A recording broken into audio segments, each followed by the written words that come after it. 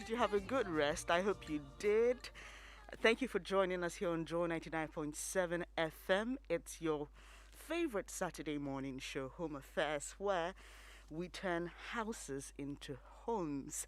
Thank you so much for joining us this morning. I am Bernice Abubedu-Lansa. I know you're not used to hearing my voice at this time on this particular program, but I'm doing this for your regular host, Edem Naite, who's out on official duties. And well, let me just say a big thank you to my producer, Daniela, Dennis on social media. And for those of you who don't know, we're streaming live on Joy 99.7 FM on Facebook. So you can join us as well. And for today's motivation, I don't know, but I just had to throw this in. This young chap who's been trending since Thursday, Oswald, and I'm sure there are a lot of things that may have inspired you from his story, but one that strikes me, I beg your pardon, is that be bold, ask for what you want. You never know who may turn up giving you even more than you asked for. And for those of you who are Christians, you understand what I mean. You know, we go to God in faith, believing that whatever we ask for, He will do and even more.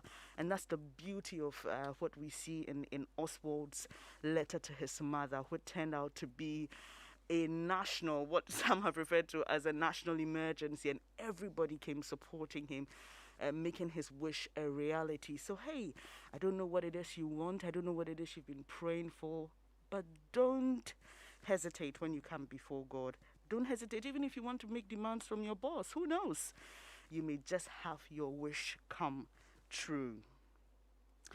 Now, for the past 2 weeks, we've been spending time answering all your questions on women's health with our obstetrician gynecologist. And your questions, yes, they have been coming in, so many of them, and we are glad to have them answered. So we decided, why not continue today? And we've got Dr. Paddy Ayete back with us. Doc, it's good to see you. Good morning. Thank you so much for joining us. Good morning, and thank you for having me. Great. It's always a pleasure to have you here. He is an obstetrician gynecologist with Elemas Health at Airport Residential Area. And yes, he's great at what he does. I'm yet to see a guy who's not great at what he does, because I think you just love what you do, helping women get their health on track, and also helping us bring life into the world. Yes, it is quite a with obstetrics and gynecology, you get to see results. If a woman wants to get pregnant and you're able to get her pregnant, or you're able to assist her to get pregnant, we don't get them pregnant, we assist her. Able to assist her to get pregnant, there is this reward that comes from the joy and satisfaction of the fact that she has achieved what she wanted. If she has a successful delivery and gets healthy baby, healthy mother, that is what we live for. If she's having pain and suffering, yesterday somebody told me that she just had her menses, she's got bad endometriosis, and this menses was very, very peaceful, without pain. And she's so happy, and we've managed, and this after years of struggling, and now her menses are coming with less bleeding, a lot less pain, her life can go on, she doesn't have to leave work and things of that sort. We're able to solve problems, and it is satisfying. There are parts, some of us, we can't handle the emotions of losing patients, which other people have to do because of the area that they work in. But in gynecology, you get to bring life. All right, Doc. So we'll be getting into the questions shortly, but let me bring you a few messages. The Drive Safe campaign is brought to you by Joy News and Multimedia Group and supported by Toyota Ghana Limited, Toyota Superior Quality. Avoid all distractions, keep both eyes on the road and hands on the steering wheel. Be visible. Drive with your lights on. That's how to ensure your safe arrival. And Home Affairs is brought to you by Koba Payment App. Koba, our lives simplified. Onga, Mama's Helping Hand, and Kel Kids toothpaste for children between 2 and 6 years old, and it's a product from Samara Company Limited. Kel Kids, happy smile. And Do you know about the new delicious? Oh yes, Ungalicious is the new delicious. Create those amazing moments with your favorite Unga seasoning. No matter your cooking experience, Unga is a delight to make great tasting meals in every home. Unga is convenient to use and bring out that great taste and aroma in your meals. Let's toast to the new Unga chicken tablet with superior taste and comforting aroma for all your chicken meals. Mama's helping hand, Onga, proudly Ghanaian. Connect with us at Onga Ghana on Facebook, Instagram, and Twitter. Now, everyone can use Koba. It's got a payment channel for the big bosses, the market woman, the mechanic, the cocoa seller, and the small shop owner. Sit back, relax, and simply pay for your old students' association dues and contributions. Transfer funds across all bank accounts or mobile money wallets. Top up airtime and data. Pay your insurance, TV subscription, utility bills, school fees, or even pay for that watch. Yes. Do all these and more on Koba and get a free life insurance cover with Prudential Life while you transact your business on the app. Use Koba and enjoy life's little pleasures. Download Koba on Play Store, App Store, or access via the WhatsApp channel 0242 426186 or just dial star 365 hash and follow the prompts. Koba, our lives simplified. So, Doc, let's just go straight into the questions. And I know a lot of them will be coming once we start the discussion. So, let me take this first one. It says, Good morning, I'm Abuna from Alajo, 33 years. In 2015, the doctors diagnosed that I had left adenoxal cyst, endometrioma, and multiple fibroids. I took out the fibroid, but it has developed again. Every month, I go through pain in my pelvic before, during, and after my menses for 2 weeks. I managed the situation with medicines. Doc, please, what are my chances of getting pregnant? I'm told they can't see my eggs. I've been put on, she mentions a drug. I don't want to say that because, people may want to start self-medicating, but still, there's a continuing part to it. Well, Doc, so let's answer the first bit of her question. She says, what are my chances of getting pregnant? The problem that she's having is that she's having endometriosis, if I'm assuming that all the information is correct. And the endometriosis causes severe pain. Endometriosis essentially is when you have your menses outside your uterus. So you've got a lining of the uterus and you shed that lining. That is your menses that comes out. Some people, unfortunately, they have their menses not there, but other places. So the menses, you have got menstrual producing glands around the ovary, or sometimes in the chest, or sometimes in the head. So when you have your menses and the menses coming out, those other areas too are having their menses and producing blood.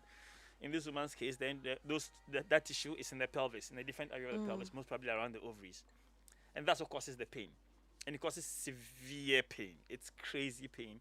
And it lasts for the duration of the menses, and maybe a few days even afterwards before it actually subsides. It can cause some very large cysts, and those large cysts cause pressure problems. And because blood is not supposed to be there, it causes an inflammation. That inflammation causes things to stick together and eventually damage the tubes and damage the ovaries too as well. The longer it goes on, the higher your risk of not being able to get pregnant. And so it's something that needs to be, addressed and controlled. The drug that they put her on is a good drug, and it works for that purpose. Depending on how you give it. Sometimes you need to give an additional drug to the drug that she's been put on. I've got clients that have put on 2 drugs, this and something else, and now no more pains. Menses are coming pretty regularly. The challenge is that medication that you give does not allow you to get pregnant whilst you are taking it.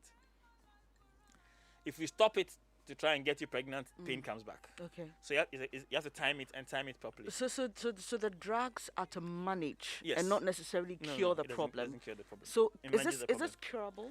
No, it's not curable. There are interventions we can do. We can do surgery to remove the bulk of the tissue. But what we know is that after several years, it resurfaces. We can, as long as you are pregnant, for example, it doesn't grow. So pregnancy delays it. So pregnancy is like one of the treatments of it. Once you're pregnant, we don't have that problem until after you stop breastfeeding. Let's put it that way, and the menses come back, or when the menses come back.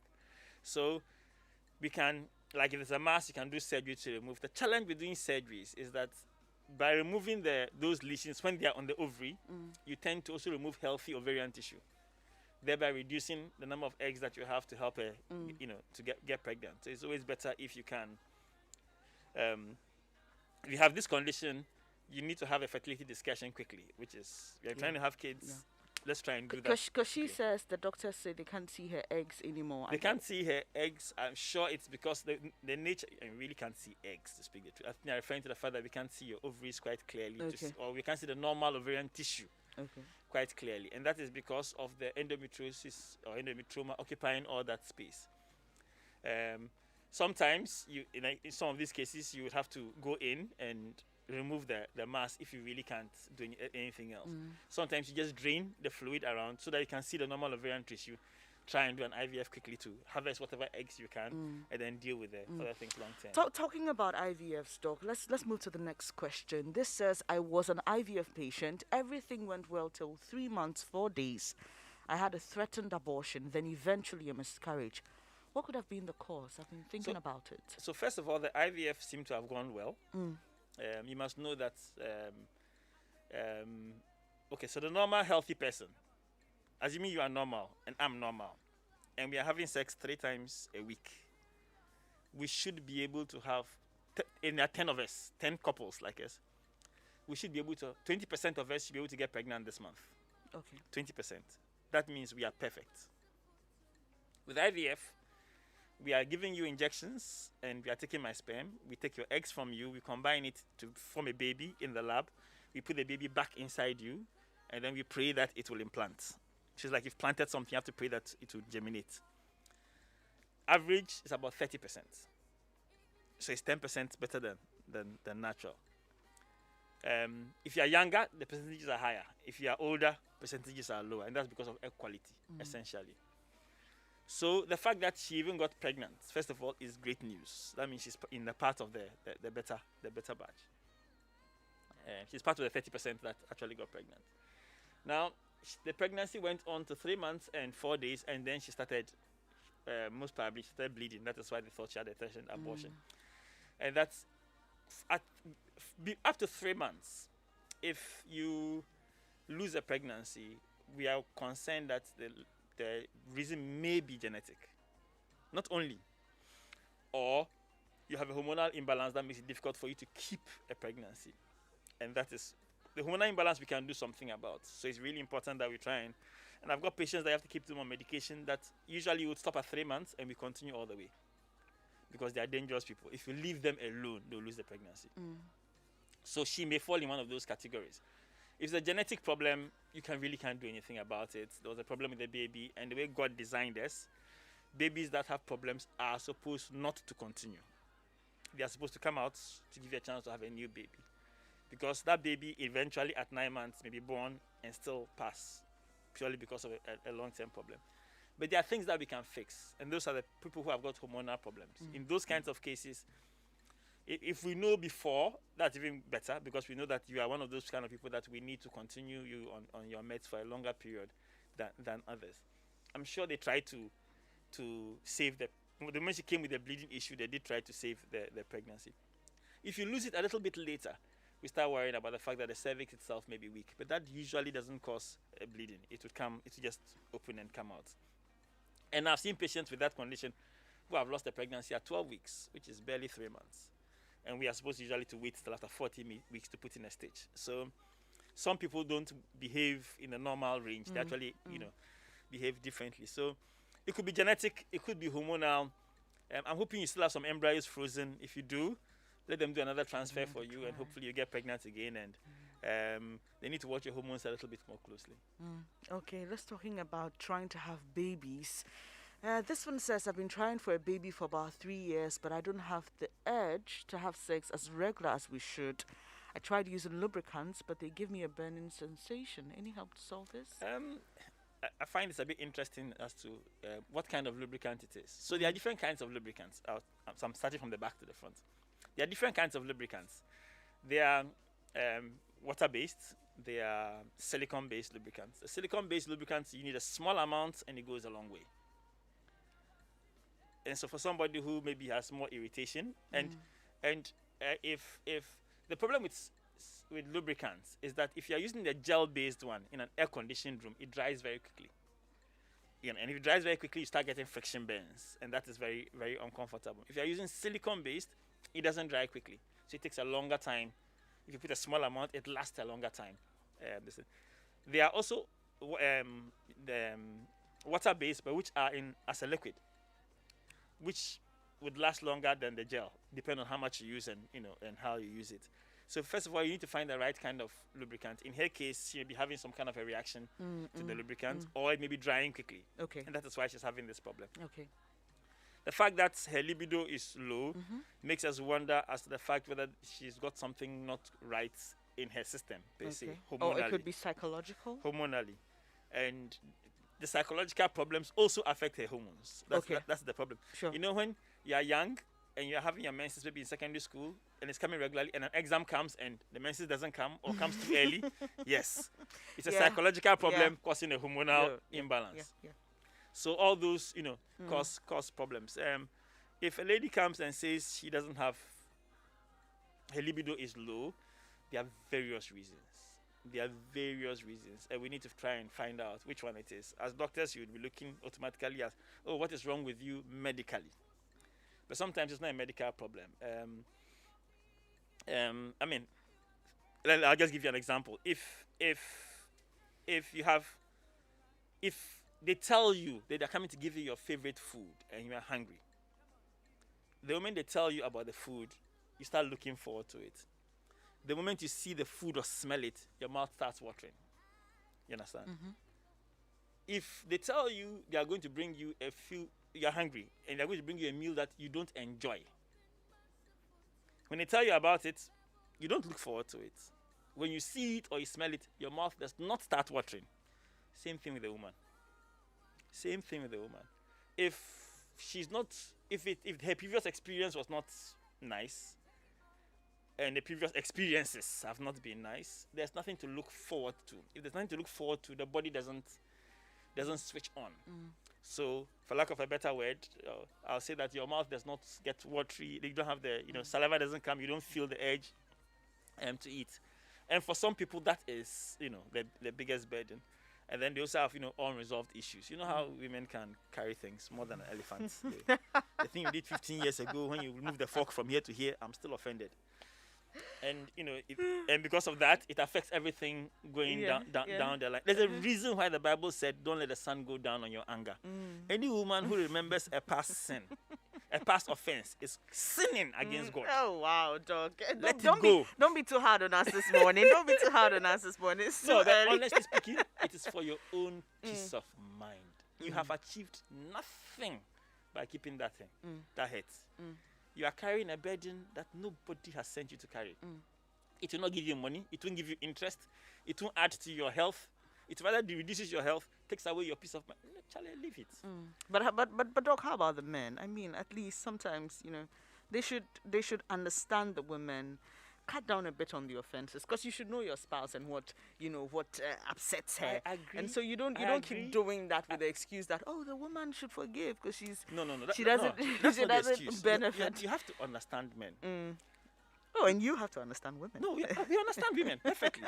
But I'm saying you have to understand men, which is the fact that the man, as he's sitting there, does not understand why you are offended by this simple thing, and hasn't process the fact that is how she is. Leave it.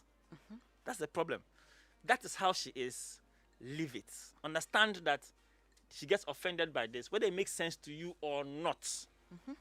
So at some point, I have to decide that she doesn't like this. It makes no sense to me, but I will not do it just because it makes her unhappy. And when she's unhappy, it disturbs my peace. So not doing this is actually for your own peace of mind, not for her, but for your own peace of mind. Yeah. But it takes a while for the man to get to that stage where he recognizes the fact that actually stopping to do this is for his own benefit, because it makes her happy. And when she's happy, he gets happy and he has peace and he can come home early. So all these are, all the steps down the line. And we are not taught at the beginning. So you have to learn this with pain and suffering and experience and that kind of stuff. But eventually, when you get around to it, you know that you have to accept the fact that that is how she is. Mm-hmm. There's this joke about a man who wanted to get married, and he asked his father for advice, Mm-hmm. which he thought she was ready. The father asked him, "Say sorry." The man said, "For what?" He said, "Say sorry." He said, "For what?" He said, "I said say sorry." Eventually, the boy said, "Sorry." He said, "Good. Now you're ready Now for you're ready marriage. to marriage." I love that. I love that. That's Dr. Paddy Ayete, and this is Home Affairs, where we turn houses into homes. And if you just joined us, we are continuing our conversation. Basically, your questions to Dr. Ayete, who is an obstetrician gynecologist. We've been doing this. This will be the third week because your questions are just coming in.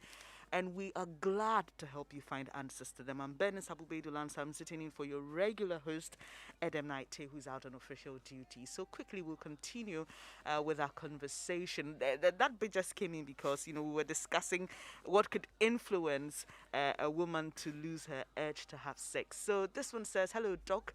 I want to find out if it is normal to have a period for 2 days every month after birth. My child is now 1 year, 5 months. Can anything be done about it? Thank you." This is from Ikea. Well, she's had a baby. Her period is coming for just 2 days. Yeah. Why is she worried? I don't know what her period was like before. Maybe it was 3 days before, it's now it's 2 days. Slight variation of a normal. If your period is coming for 2 days, it comes regularly every month, and the flow is pretty good, we don't have too much of a problem with it. If your periods are longer than 7 days, we are worried. If your period comes for only 1 day, we are concerned. But 2 days may well be her normal variation. It appears that her fertility seems to be okay. She just had a child. So her system is apparently working. Unless something really, in addition, comes up, I wouldn't rush to try and intervene. So, Doc, so what's the normal period for? I don't like that question. I at all. know because I know we're different. Like you So said, the moment we start yeah. talking about So, those things, the people I mean, start saying, yeah, but she's concerned because Everybody- she's thinking my child everybody is has a 1 year, normal. 5 months. So, I mean, I'm talking in terms of your child and what you should be seeing as that child is growing. So, should she expect that by 2 years, maybe it will move to 3 days, or It's me. Okay. It may not. okay? So if you're having a period, and every month we see you have a regular period. Okay, the normal cycle, we say 28, but 28 is like the average. So that means 28 days from the first day of your last menses to the first day of your next menses. We are looking for the number of days in between. And we are expecting your cycle to be on average around 28 days. It doesn't necessarily mean that we expect it to be 28 days. If you have somebody that's 32 and that is normal, somebody that's 35 and that is normal, somebody that's 22 and that is their normal. So you've got, basically we can play between 22 and 35.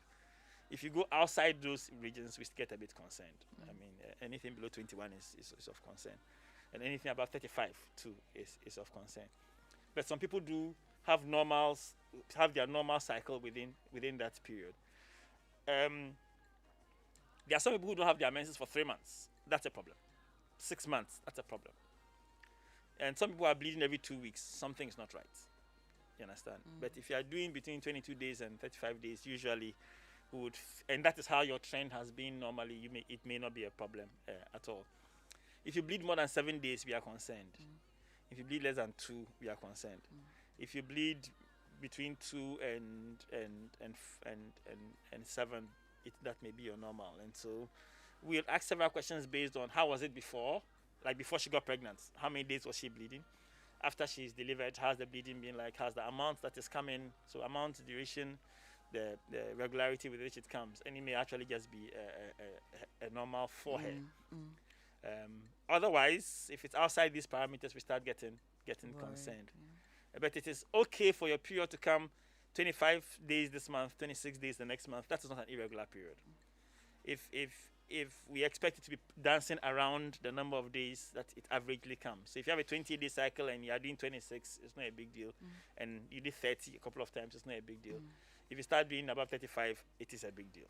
Doc, is there a possibility that after having a child, your cycle, your period will not return to what you know to be normal? Yes. But a new normal, Yes, can occur. you Yes. start getting a new normal. So you should expect that I mean, Yes. this is it. Yeah. So no worries. It may not be a big deal. Yeah. All right, okay. Quickly moving on. This one says, I'm a 37-year-old lady and was diagnosed with a hemorrhage right ovarian cyst in December 2018. The last scan I had showed a volume of 200 mils. And after consulting the gynecologist, he said, the only option is surgery. I get some severe abdominal pains once in a while. Any advice for me, doc? Listen to your doctor. Okay. 200 mils is a pretty big volume. It is slightly, just to give you an idea of what 200 mils is, it's slightly less than half of the drip bottle when they give you an infusion. Yeah. The drip is 500 mils, and and 200 is slightly less than half of it. It's quite a bit. A bottle of Coke is 330 mils. So just to give you, so 200 mils is quite a bit. It's quite a bit, and I think it's something that needs to be looked at. However, it's a hemorrhagic cyst. If it's really a hemorrhagic cyst, it tends to go with your next cycle. Okay. But she's been having it apparently for quite a while, so it's persistent. I think there's something, more to it than that. Sometimes I've had a client that had something like that. We did a scan. They did a scan. I didn't do the scan. We saw it. We took a look at it. I said, no, this looks like hemorrhagic, and just bilateral. The person who saw it earlier was a bit concerned. I asked for an MRI. It came back. Looked at the anatomy. It looked okay, and so we left her alone. She had her menses. It's gone. But if it is 200 mils is big, and if it's been there for more than a cycle, a hemorrhagic cyst after one cycle is still there, 200 mils, I'll be concerned. Doc, do you get a sense that a lot of women are apprehensive when they hear the word surgery? Yes. And why do you think that is? Considering that for many people, that actually helps them live better lives. In your practice, what do you see as the barrier or the challenge when it comes to these issues? So first of all, a lot of that fear is put in us by our parents. Our parents, when they were younger, medical care was not as good or as available as it is now. Your chances of survival from surgery were not as good as they are now. And the options for surgery are not as available as they are now. So when they say you have to go for surgery, it's like it's a life and death situation, and you're putting your life in somebody's hands, and you may not come back. And so rather than go and not come back, you will live with your problem like that. And in fact, people who have had that reservation, unfortunately, when you think that way, the longer it takes, the worse it gets, the bigger it gets, and therefore the more at risk you are than when it was smaller, and that could be dealt with. Now we do have options.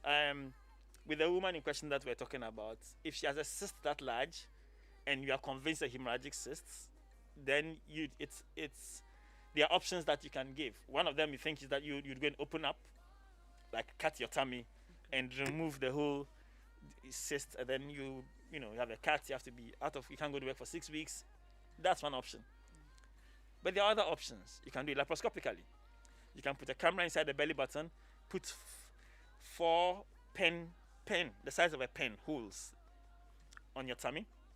You put in instruments like fork and knife, drain the cyst, shell out the cyst, sew everything up, pull it out through the hole, and when you finish, you have just 4 tiny holes on your tummy. And that's it. That is a laparoscopic surgery. Okay. Based on the nature of the cyst, you can actually do a transvaginal aspiration. That one you don't even need to sleep. You give a small injection around the cervix, put a transvaginal probe through the vagina with a needle guide on it. On the ultrasound guidance, put a needle inside that cyst, drain everything out of that cyst, put you on some meds for 1 cycle, and that's the end of the story. I think this helps, because when we hear surgery, everybody's thinking Now of all a those deep cut. all those are surgical procedures. Somebody comes with a fibroid. The fibroid is small, it's causing heavy bleeding. If it's small and it's causing heavy bleeding, and we do a scan and it is submucous, what we call sitting where the baby sits, we can actually give you a little injection for you to sleep, go through the vagina, go into the womb, through the cervix, find the fibroid, cut out that fibroid. I did one for somebody last week. Cut out the entire fibroid and get out of there. And she goes home in 1 hour. No cut, no nothing. Wow. And 1 hour's time, she's getting up, she's asking plenty questions, and after she sits in her car and she goes home. 2 days later, she's back at work. Or 1 week later, she's back at work. It depends on how quickly her recovery is. If you don't do it at that stage, and you wait, and you wait, and you wait. Then it becomes a huge mass. You are still bleeding heavily, like a client that I have right now, who bleeds so heavily that you can't even get her HB high enough to do her surgery. And you're asking, why did you wait that long? You've had this problem for years. You could have taken care of it a long time ago. Now her HB is 5 because of heavy bleeding. And they've been transfusing her. Meanwhile, the bleeding is the cause. So what we are trying to do now is stop her periods until we can build the HB high enough, remove the offending one causing the bleeding, and deal with the rest later on. The longer you wait, the fewer your options. When it's small, we can open, we can do keyhole, we can do transvaginal. When it's big, the only option is that we'll cut. And I get very offended when any woman comes with me with a fibroid so big that I have to cut her up and down. I hate that incision. It doesn't look very. I do my best to make it look good, but it's never as good. And it looks pretty good when I'm done, but it's never as good as if I can do the transverse lower abdominal incision. But it's that way you're cutting along the planes and not across the planes. So I can do a transverse incision for you, and you won't see a scar afterwards. If I do an up and down for you, you will see a scar. Well, I hope this eases your fear for those of you who are listening to us, at least. And surgeries are pretty safe now. Pretty safe. Anesthesia is a whole lot safer. We have a lot more drugs that we can use, and machines are better. Skills have gotten better, and I mean, when I do surgeries, I do my best not even to use blood. So it's possible that even if you are worried about blood transfusion, that too can be avoided. The options are available, and it's wise that you just take advantage of it and get it done, and preferably earlier rather than later. Yeah. So if you're listening to us and you have a pending surgery, you may just want to listen to Doc and get it done as soon as you can. And consider other options. Maybe you can ask your doctor if he's not told you about them, if it's possible at the facility you visit. So this one says, Doc, good morning, please. So it's a 2-in-1. So let's take the first part. I want to ask the doctor that if you're pregnant, can you be having sex? Simple answer, yes. Okay, let's move on. Next question. What causes ectopic pregnancy? And these two questions are from Kelly in Pram Pram. An ectopic pregnancy essentially is a pregnancy which is outside where it should be. Where it should be is inside the uterus. So anybody who has a pregnancy outside the inside of the uterus is an ectopic pregnancy. It could be in the tube, it could be on the ovary, it could be in the abdomen, it could be down by the cervix. It's not where it's supposed to be. Okay. And so you have sex, sperm meets egg, it fertilizes, becomes a baby, but the baby goes and sits in the wrong place. Sometimes the baby is coming into the uterus and gets stuck in the tube, so it doesn't reach the cavity itself. Or it enters the uterus and instead of landing at the top, goes all the way to almost near the exit and causes and sits there. All those are ectopic pregnancies. Occasionally, you can have a heterotopic pregnancy, which is you have one pregnancy in the womb and one pregnancy in the ovary. Wow. So how do you deal with that? Usually, you would say surgery, and then the problem is that when you give the anesthesia, the one inside the womb most likely would also pass afterwards. But recently, one of my colleagues did something very interesting. He used a different technique and went transvaginally, gave a little bit of anesthesia, and went for the ectopic. Okay. And remove the ectopic. The other pregnancy is going on very well. Exciting. Yeah, it was very exciting. We're very happy. We're like, yes, this is interesting. So he did it, the first that we've had, at least in this country.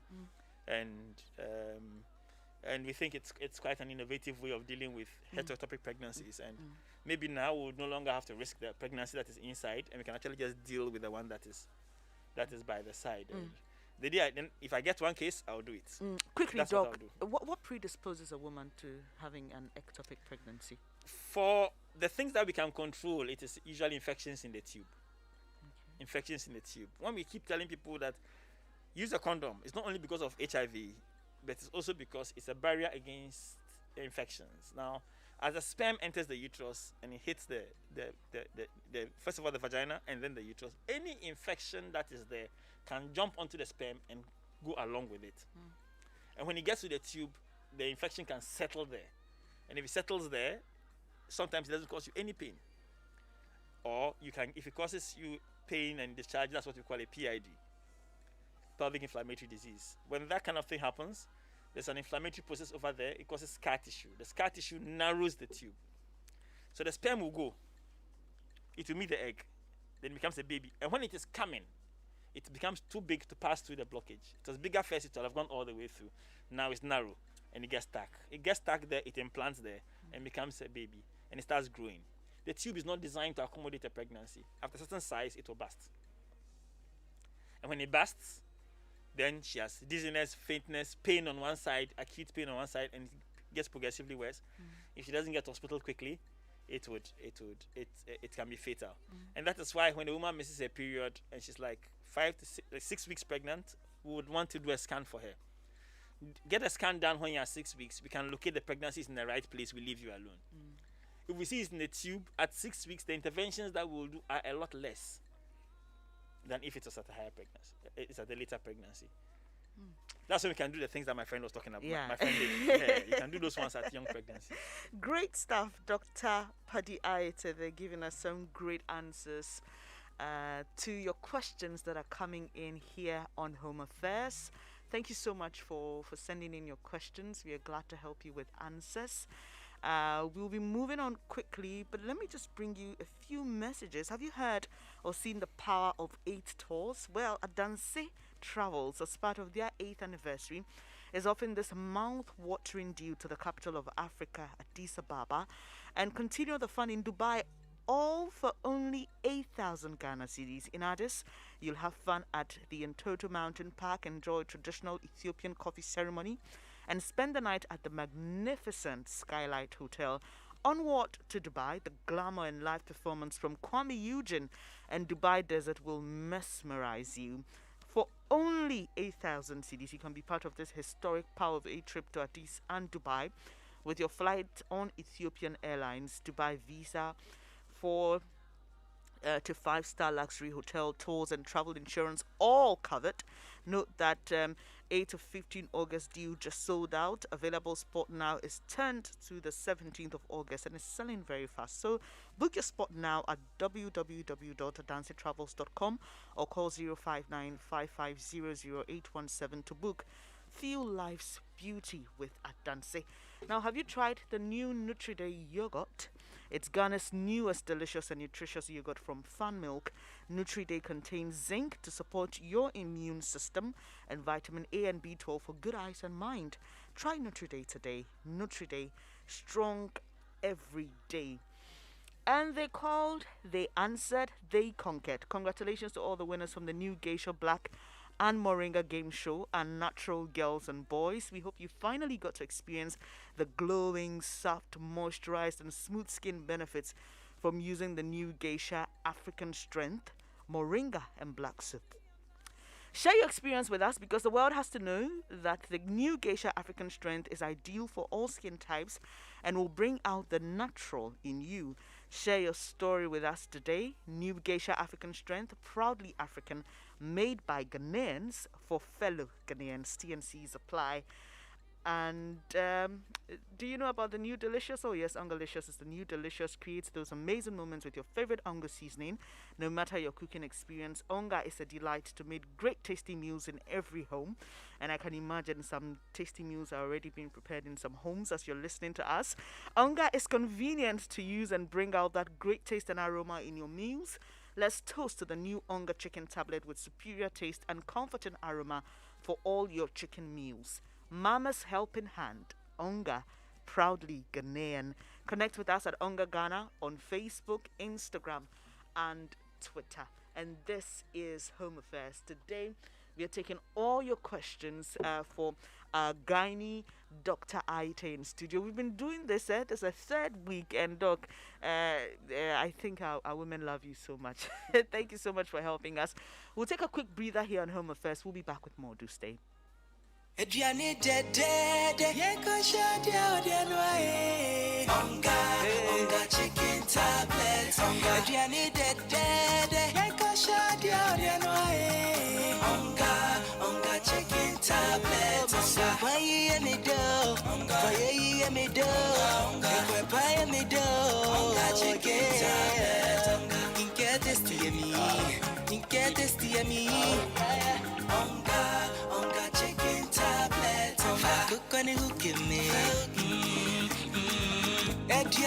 yes, weni. Onga dielele. Onga chicken tablet. Introducing the new Onga Chicken Tablet. This advertisement has been vetted and approved by the FDA. Ophebia, did you brush your teeth before eating? No, mommy. Anytime I use daddy's toothpaste, I get bruises in my mouth and sometimes I feel like vomiting. That's not an excuse. As a child, you need to brush your teeth before you take your breakfast to avoid tartar and cavity, okay? And you, why are you laughing at your sister? Have you brushed your teeth? Yes, Mom. I used the Kel Kids toothpaste you brought yesterday to brush my teeth. Well done, darling. Kel Kids toothpaste is made for kids like you from 2 years to 6 years. It was so sweet like strawberry. I even wanted to eat it, Mom. No, you can't eat it. It's toothpaste, not toffee, okay? It's always advisable to give your kids Kel Kids toothpaste to brush their teeth. Kel Kids toothpaste strengthens teeth and prevents decay and cavities. As a mother, I always make sure my kids use Kel Kids toothpaste. Kel Kids toothpaste with strawberry flavor makes brushing exciting for our kids. Kel, happy smart. This advert is FDA approved. Days when I used to spend time making up to have a smooth face are over now. New Geisha Black Soap is the bomb. It gives me silky smooth skin that leaves my whole body glowing all the time. New Geisha Black Soap with activated charcoal and New Geisha Moringa Soap with glycerin. Say yeah to smooth, soft and glowing skin. This advert is FDA approved.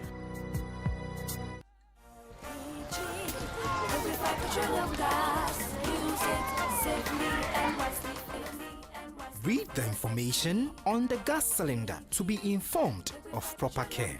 Always store gas cylinders upright on a stable platform with a valve on top. Keep cylinder installed at ground level. LPG cylinders should be handled with care. Do not roll or drag a gas cylinder on the floor.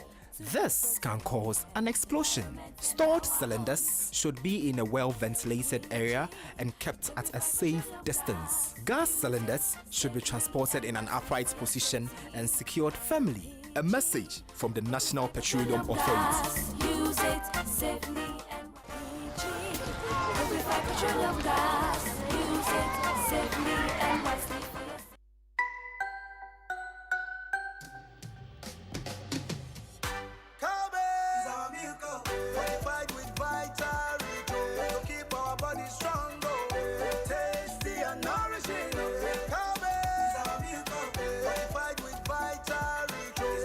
Of vitamin B9. So me I say brown milk. Now the source of vitamin B9, which helps brain development. Cowbell milk, fortified with Vitarich, is now a source of vitamin B9, helping brain development and giving your loved ones the help they need. This advertisement has been vetted and approved by the FDA.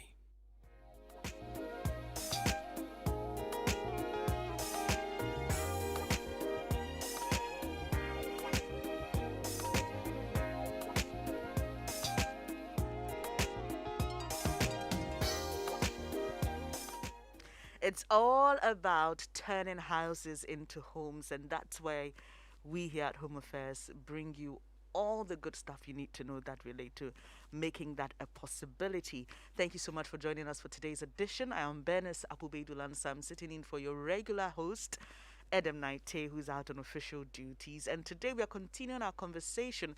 Basically, your questions answered by our gynae, Dr. Aite. And many of your questions have come through and we've gotten great answers to them. We've had good interaction. And on some occasions even digressed a bit, but it's all important to help, create that conducive environment for you to get all your health needs met. So we'll be taking more of your questions shortly. And this one, Doc, says that my wife had her uterus removed after delivery. Is it safe to have unprotected sex? Is she likely to have any complications? And Tony sent this in. Yes, it is safe to have unprotected sex. The absence of a uterus generally means that we don't have the cavity that a pregnancy is supposed to sit in and to swim. When you take off the the uterus, we sew the top. So if it's the cervix that is left, we sew the top of it to close. If it's the vagina that is left, we sew the top of it to close. The result is that the sperm does not reach the egg. So it is safe to have unprotected sex. Any complications from this? Most likely not. I'm sure there were good reasons why they had to remove the uterus. And she's happy that she's not having periods and that kind of stuff anymore. and her life is going on pretty well. In these kinds of operations, you tend to leave the ovaries. So I'm sure her hormones are working the way they should. So she's cool. She's fine. Okay, Tony, I hope that helps you. And this one says, hello, good morning, Doc. Please, I have an issue of a blocked fallopian tube. And she says both sides, which was detected about 2 months ago whilst trying to conceive. And it wasn't working. My husband and I decided to go to the hospital and have an HSG test done. It came out that my tubes are blocked. I actually had a miscarriage when I was 5 to 6 months in December 2019. Now, she has a couple of questions. One, could the miscarriage be the cause of both tubes blocked? The answer is yes, it could be the cause of both tubes blocked. A miscarriage, the blood and the tissue that is involved in it is a very good culture medium. Any infection that gets inside it could actually cause the tubes to be blocked, and so yes, it is a possibility. Her second question is this issue, can it be rectified, and can I conceive normally without having an IVF? The problem with it depends on where the blockage is. Okay.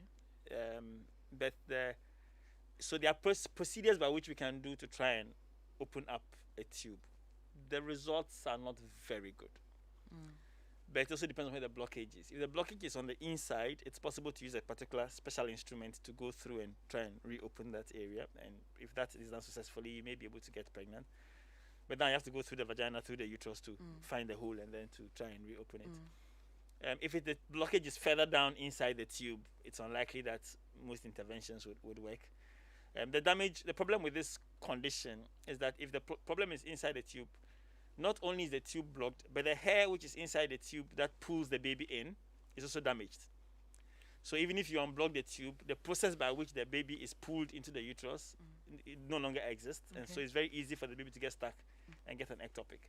So if you open the tube, the risk of an ectopic is still higher than the average person. Depending on her age, if she's got time, yes, an attempt, and the location, the blockage is at a good location, an attempt can be made to unblock it.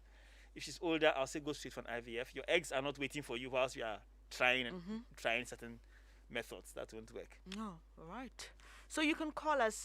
We can't wait to hear from you. 0302-216-541, 0302-216-541. If you sent a question which got answered and you think that you have more questions, you can call in and ask for clarity. That's fine. But you can also WhatsApp us on 055-111-997, 055-111-997. Let me take that again. You can WhatsApp us on 055-111-997. Or if you choose to call us on 0302-216-541. While we wait for your calls to come in, let me take one question that has been sent in. This says, I'm 33 years with 2 kids. I went for my first family planning injection after I had my first and was on it for 5 years till I decided to have my second. While on the first, I never had my menses, but I just went for the second this year because my baby is young. But with this one, I'm bleeding, and unlike the first injection, this one was administered on my thigh. Is there a need to be worried? No, the injection on the thigh is not the cause. But if you like it on your bottom instead, please ask them to be doing it on your bottom every time. That makes you happy. It's okay. But the thigh and bottom is not really the difference.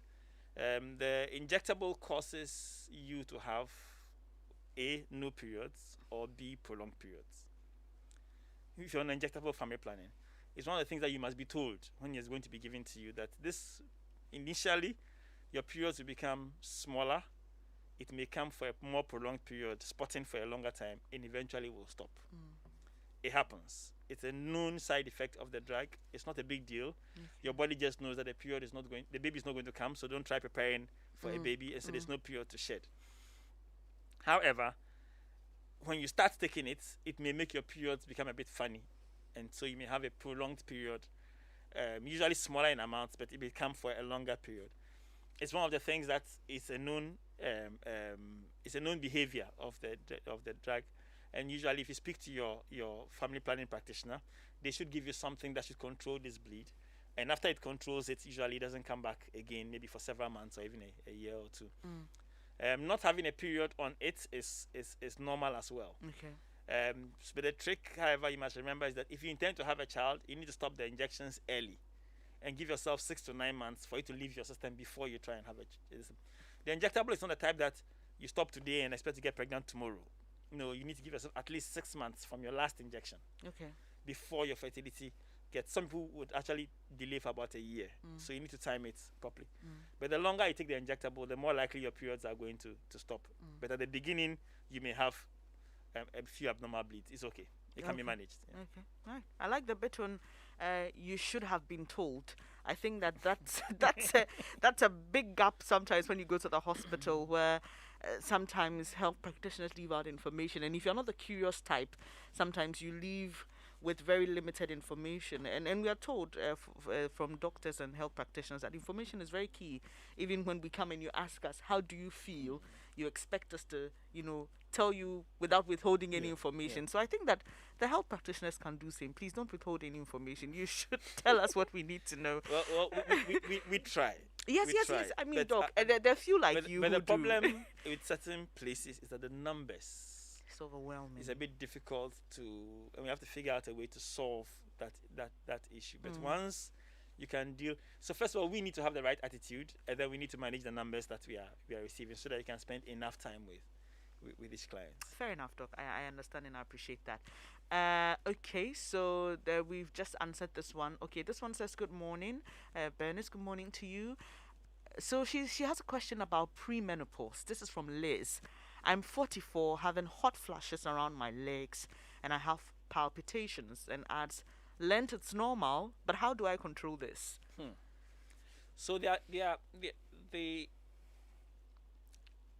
we need a lot more information to know exactly where she is in her menopause journey. She's a little bit young for those who are menopausal. We tend to have it a bit later in life, so it's a bit 44 is a bit young, and so we have to ask those questions as to whether really what she's having is really menopause. But in case it is, burning sensation around your legs, we try. What before we're given is that we could give you estrogens, because the argument is that your estrogens are low, so we replace it. But for a woman who has a uterus, replacing the estrogens put her at risk of having endometrial cancer in that age group. And so you have to be careful as to how you do it. Or you have to be giving her progestogens to make sure she's cycling and having her menses, so that you're shedding the endometrium to reduce her risk of cancer. Then we have to worry about all kinds of cardiovascular things and all that kind of stuff, and blood clots. At some point in time, the conclusion generally came that if you can find other ways other than medication to manage it, do your best to try and manage it, because it is only for a period of time, and after which it goes away. There are plant substitutes that you can have in your diet. We talk about soy and things of that sort to try and improve your natural estrogen consumption. That would ensure that you would have less risk of the problems that come with it, and we try and modulate the effect. The challenge with the medications is that when we give you the medication, we are postponing this thing to another date, which is still waiting for you ahead. So I would say have a chat with your doctor. They would examine you fully and then decide as to which method may help to try and fix it. And if it's not too bad, they may tell you just leave it alone. It's going to go away. Okay, so we have Comfort on the line. Hello, good morning, Comfort. Thank you for calling us. Hey, good morning. Great to hear from you. What's your question to Doc? Doc, I have a lot of questions, actually. Wow. While I was younger, that was when I was in the university. I'm 27 now. When I was in the university level 100, I had an irregular menstrual flow. That was for about 4 months. I wasn't seeing my menses, so I went to see the doctor. They made me do scans. They made me do a whole lot of stuff. And I was told it's nothing. So I should go. It would come back on its own. And I did. I went. It came back on its own. And then later on, after that, I realized sometimes it came regularly for some time. And then I realized sometimes it skips a month. Then it comes. It skips a month. And it comes. I went again. I was told there was nothing wrong. They made me do a whole lot of things. I was told it was normal. It will come on its own. Then in 2018, the first one happened in 2012. In 2018, I realized I had my period, and then the blood wasn't clotting. It kept on coming in bits. It wasn't a lot, but it was coming in bits for over 2 weeks. So I went back to the hospital. I was told to do scans, tests, ultrasound, a whole lot of things. And I was told it's normal, and I didn't surprise that my blood level is above 12. Well, if I've said, so the doctor was like, he doesn't even understand what is going on, but he was expecting me to be low on blood. But I also have a lot of blood, so it will stop on its own. So I should go. I went, it stopped. Then last year, it kept for another 4 months, and then I went to see a gynae at Legon. And he also told me, he made me also do some scans and all. He said everything was fine. And then he put me on Provera. So I took the Provera, then the menses started coming. I took it for 2 months, and then it's regularized. Then it came on its own. And then this year, I realized it has happened again. Actually, I'm very scared. I don't know what is going on. Because whenever I go, I'm told everything is normal, everything is fine. But it keeps on happening, and I'm a bit scared. I don't know what is actually going on. No, sorry, Comfort. Sorry that you have to go through this, but we'll get a doctor to give you some answers to your concerns. Comfort is not normal. There's something wrong with you. I know exactly what is wrong with you, and with medication in 3 months, it can go away. Okay. So, and you're not going to die. So don't be scared. It's actually quite common, but there is something wrong with you, and it can be fixed. It can be addressed. It's not a big deal at all. Okay, Doc. If you could give any details of something if I can come to your hospital or something. You can talk to. You can talk to me. Yes, I'll point you to. So Doc, it works with Elimus Health. Is at Airport Residential area, and so you can find the Google search will take you there. You won't get missing Elimus Health at Airport Residential Area, ELIMMAS. Because Doc, a lot of people want to have your number. They want to have personal interaction with you. You know, some people even with the help of social media are still not comfortable sharing their stories. You know how some of these things are. But quickly, let's do this one. Unfortunately, we're running out of time again. But this says my 40-year-old woman had 6 months miscarriage after 11 years of childbirth. It started with severe waist pain for about a week, and then she was admitted at the hospital. My question is, what did we do wrong, and what can we do to protect the next pregnancy? Most likely you didn't do anything wrong. This from KK Nakusi. Yeah, most likely you didn't do anything wrong. It would be nice to try and find out. A miscarriage in the mid-trimester is always very, very painful. You can feel the baby. You've gone pretty far advanced. So when it happens, and especially when the doctors can't give you an answer as to what happened, and you can't give you an answer, you start blaming yourself. Is it because I carried my other child? Is it because my child was lying on my belly that day? Is it because I picked a small pill or something? Under normal circumstances, none of those things should cause you to lose a pregnancy. Usually there has to be a reason, and oftentimes maybe it's just because it hasn't been found. But mid-trimester miscarriages depending on the way it occurred, we can actually tell you. If you see blood first, it's a different problem. If you see water coming out first, it's a different problem. If you had labor pains and then the baby came out, it's a different problem. If you didn't have any pains and all you saw was water is coming, something is coming out, it's a different problem. So we have to investigate it properly and try and have an idea as to why it happened. It would have been nice to if they had a postmortem on the baby to try and find out if there was a problem actually in the baby. Because if there's a postmortem on the baby, we can even do genetic studies. It will give us an idea whether it's a normal baby or an abnormal baby. So there's so much we can do, but I don't have enough information to be able to assist. tell. But most of the time, it's not your fault. I like that. Martin Luther is on the line. Good morning, Martin. Good morning. How are you, Manchester? I'm doing very well. Thank you for calling. Let's hear your question. Well, I think in most of our world, I think that one of the aspirations of the society is that when young people get married. Hello, Martin. Too bad we lost him there, unfortunately. But you can call in 0302216541, 0302216541, and our show today is focusing on all your questions on obstetrics, gynecology. We've got Dr. Paddy Aite here with us, and we are continuing that conversation we had last week and 2 weeks ago. This one says, I sent a message last week. Okay, because so this person needs your contact, and says she needs to see you for a discussion. A senior gynae at Kolibo has tried his best for 7 years, she says, and I just want to change.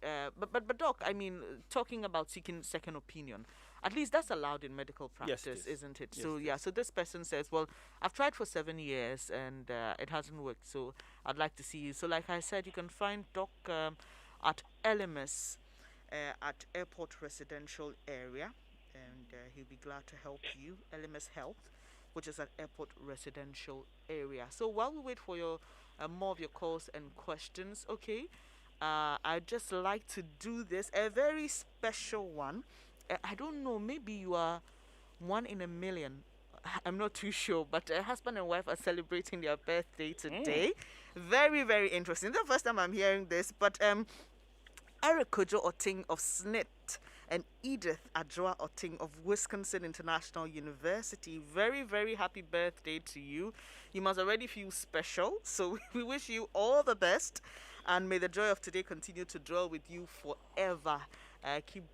Keep loving each other, keep sharing the bond, and well, one of these days when we do something for special couples, maybe we'll call you. So David is on the line. Hello, David. Good morning. Good morning. Let's hear you. Yeah. My wife is a twin. She's 46 now.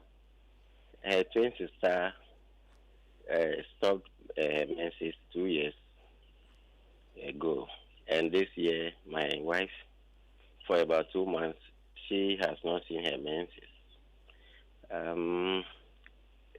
2 years ago, and even now, her twin sister suffers hypertension and severe headache, pain in the limbs, a whole lot.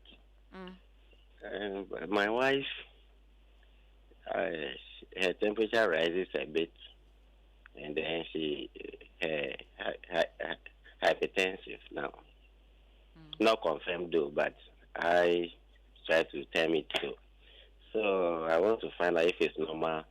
Age 44, you stop your menses, or you are in your menopause. Then she to 46 now, if it is correct. So you're trying to draw the link because they are twins? Yes. Are they identical twins? Yeah, not much, but they quite look alike. Okay, so they are not identical twins. So No. non-identical twins are like siblings. It's like senior sister and junior sister. Unlike identical twins that are the same person divided into two, essentially.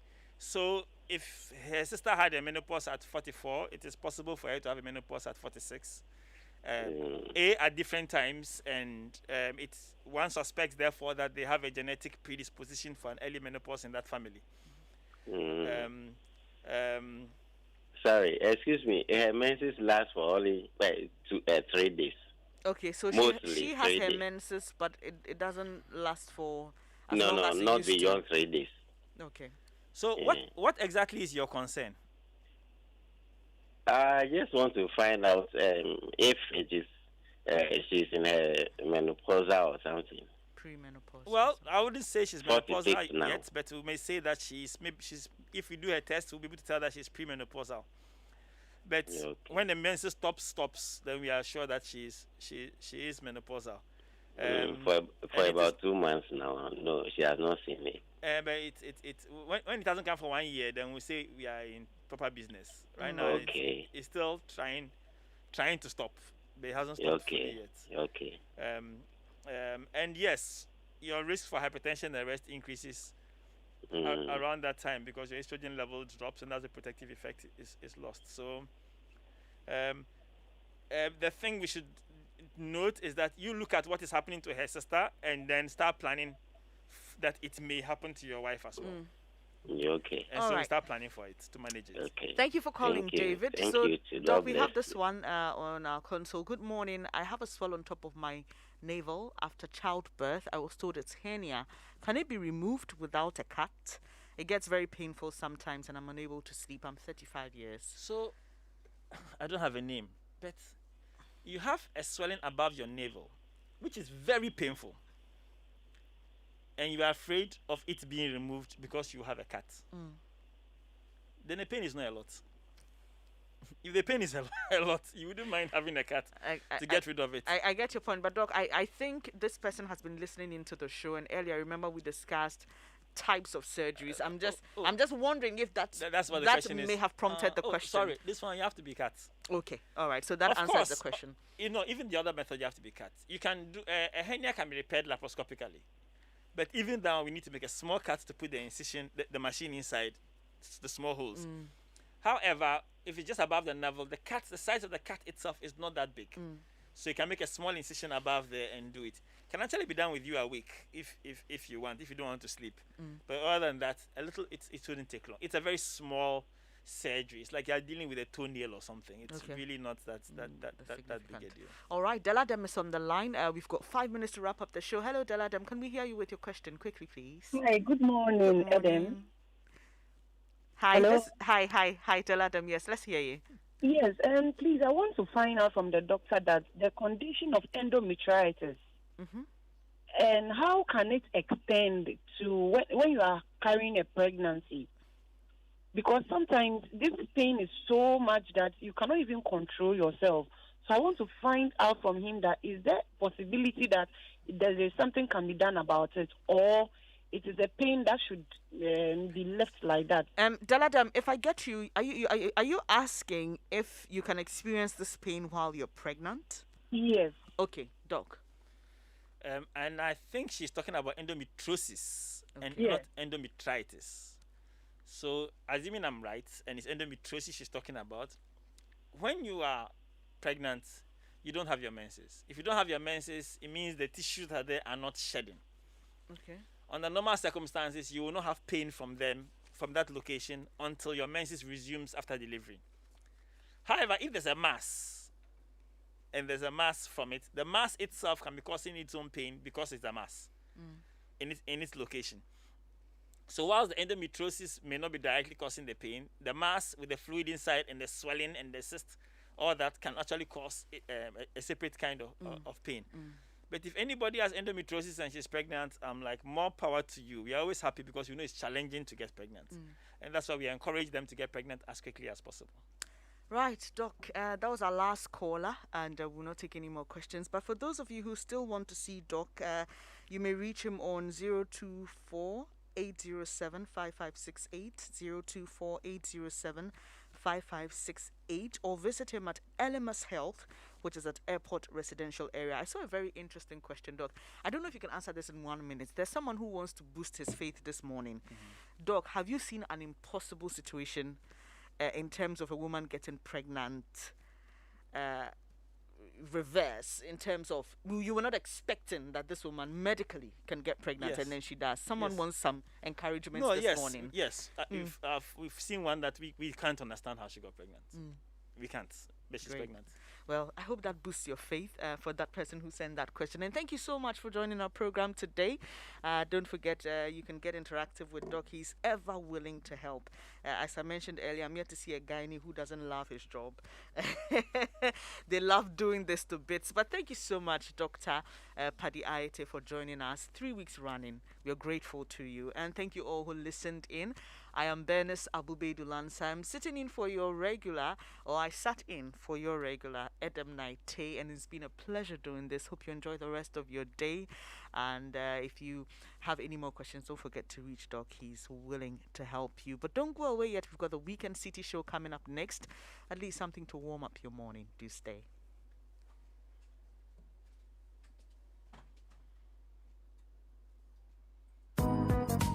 Days when I used to spend time making up to have a smooth face are over now.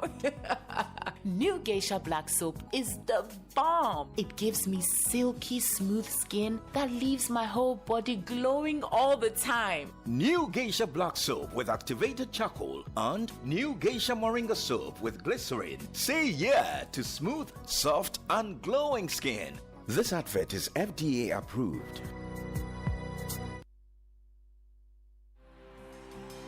There's coming a roar of prayer. Are you ready? Stand in the Gap 2021.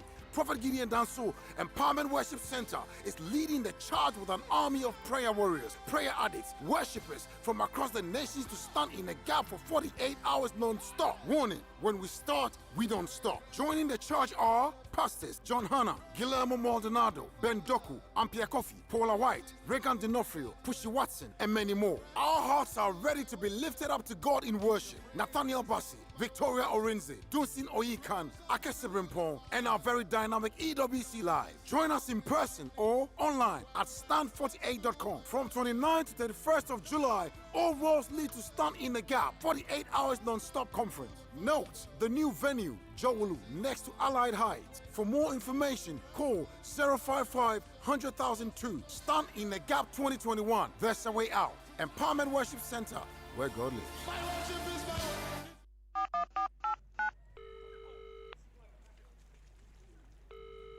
Hello. Hello, Daddy. Daddy, I have something for you. Listen. My sweetie, my sugar, my daddy, let me hug you. How I love you forever.